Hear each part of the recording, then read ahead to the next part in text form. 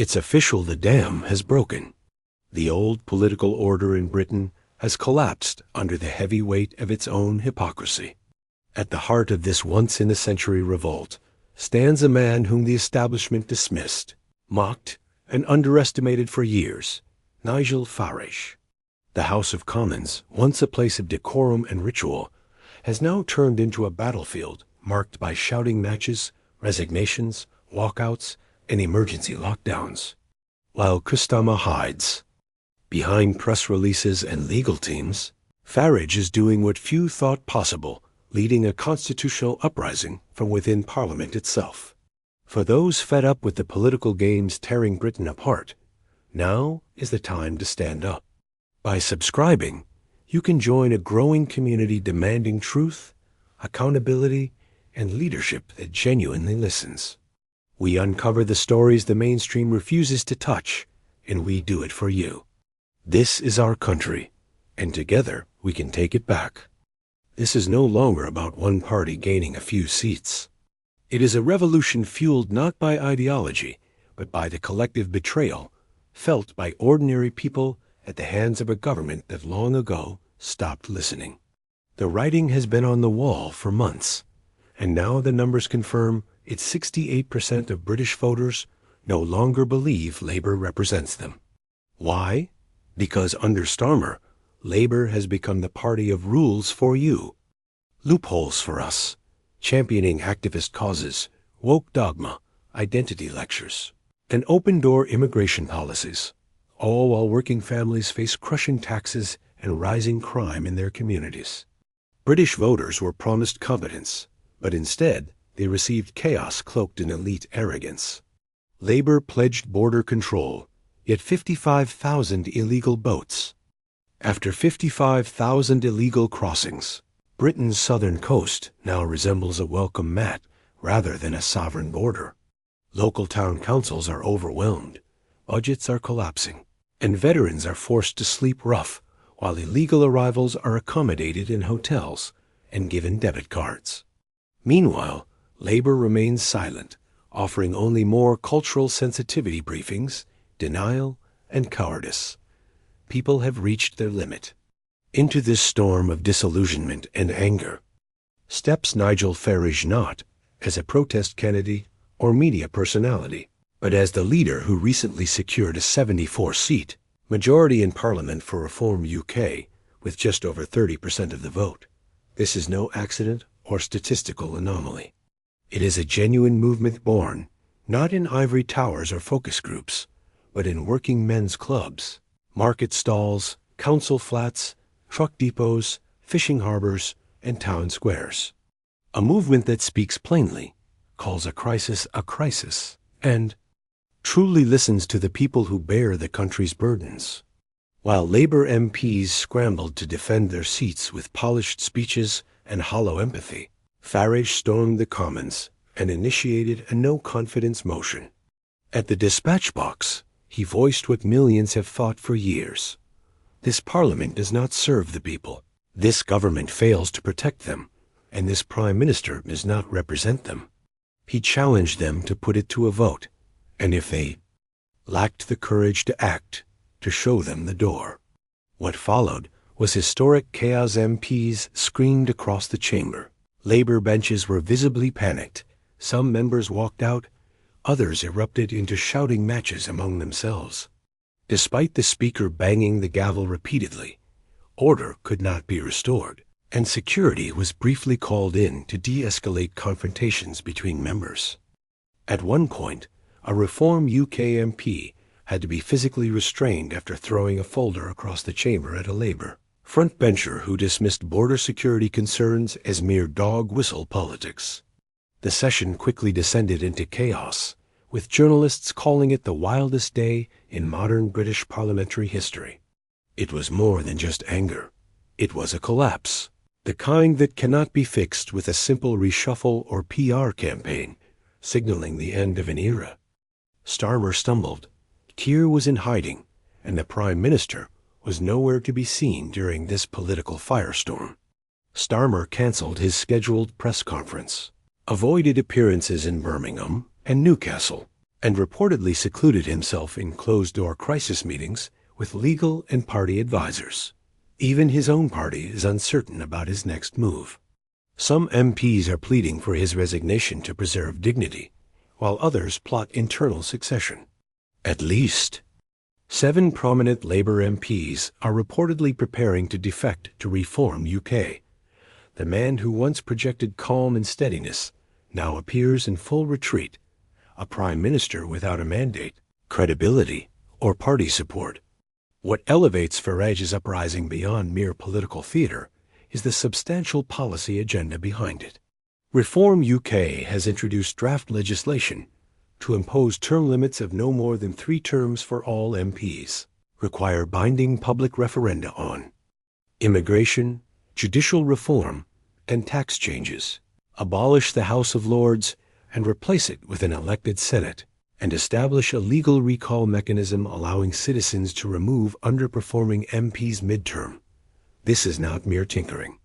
It is a blueprint to fundamentally remake British democracy from the ground up.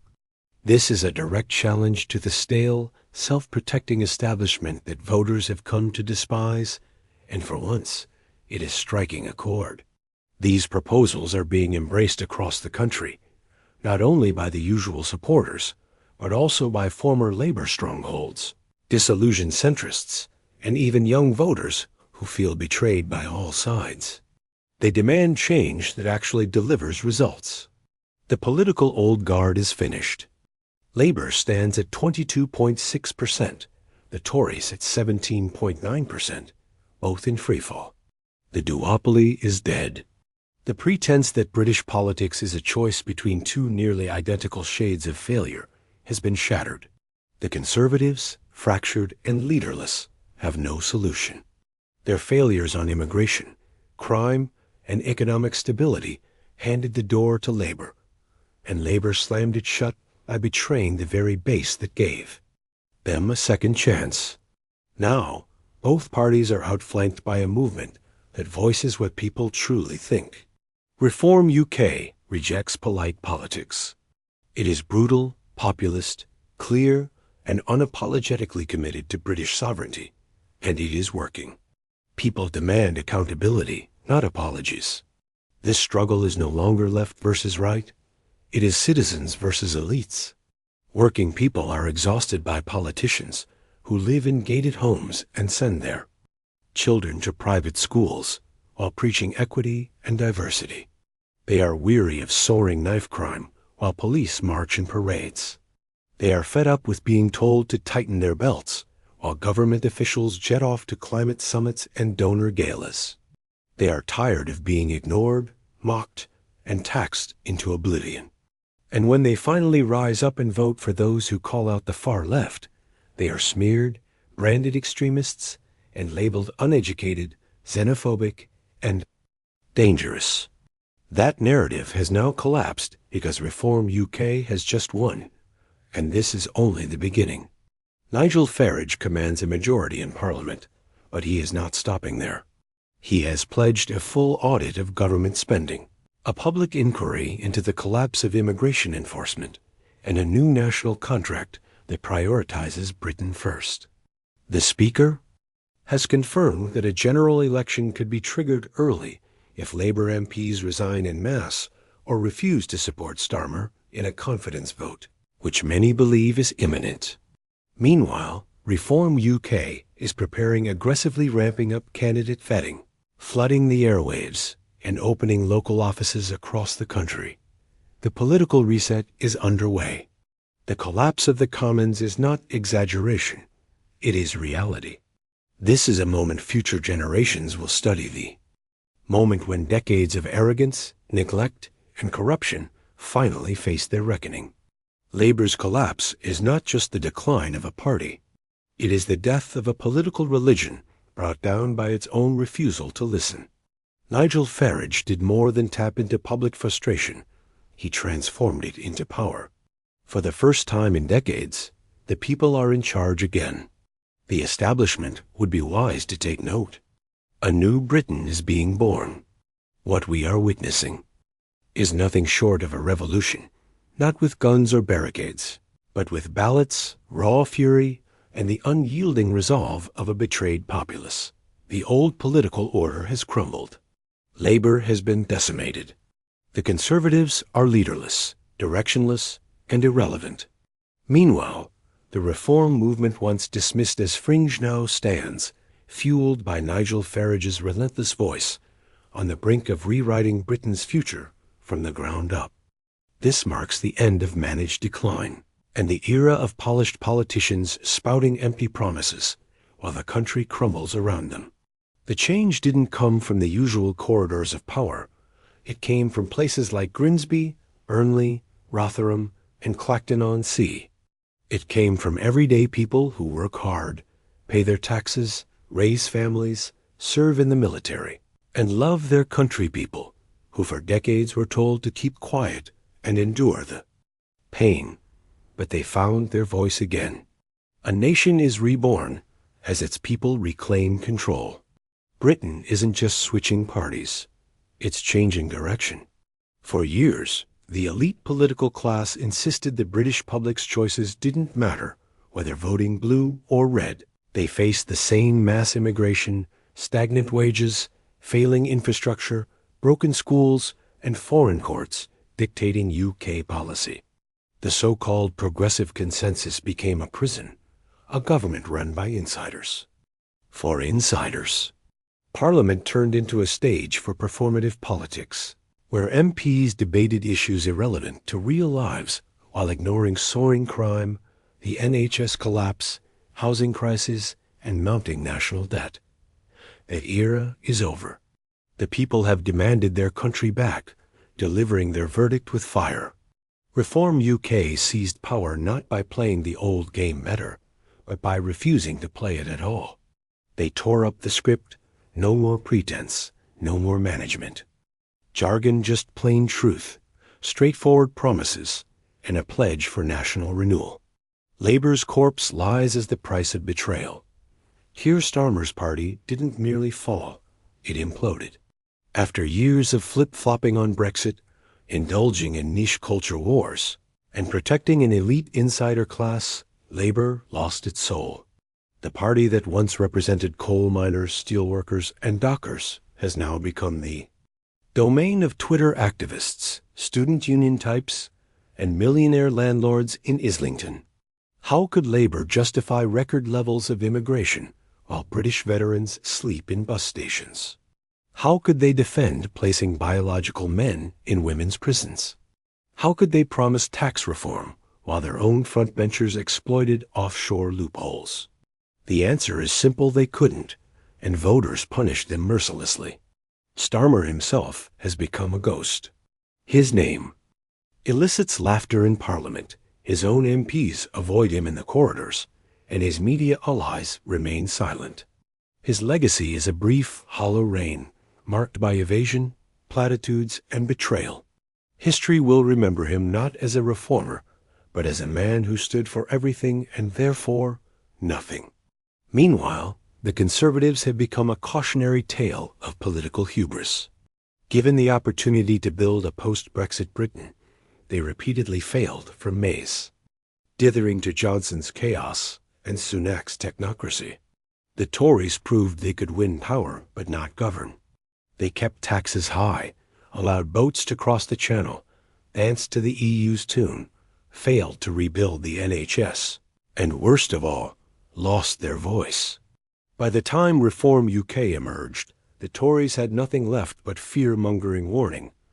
Don't vote Farage or you'll get Labour. But Britain chose Farage, and they're glad they did. The once mighty Conservative machine now lies in ruins.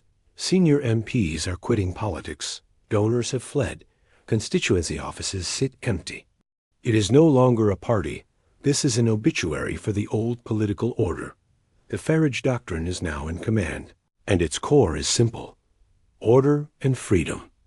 Nigel Farage didn't win by pretending to be moderate.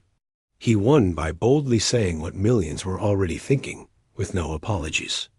The doctrine that now governs Britain is clear. British borders belong to Britain. Biological sex is real. Parliament answers to the people, not NGOs, activists, or foreign courts. If leaders fail to deliver results, they can be removed, no exceptions. The nation comes before ideology. These are not radical ideas, they are common sense.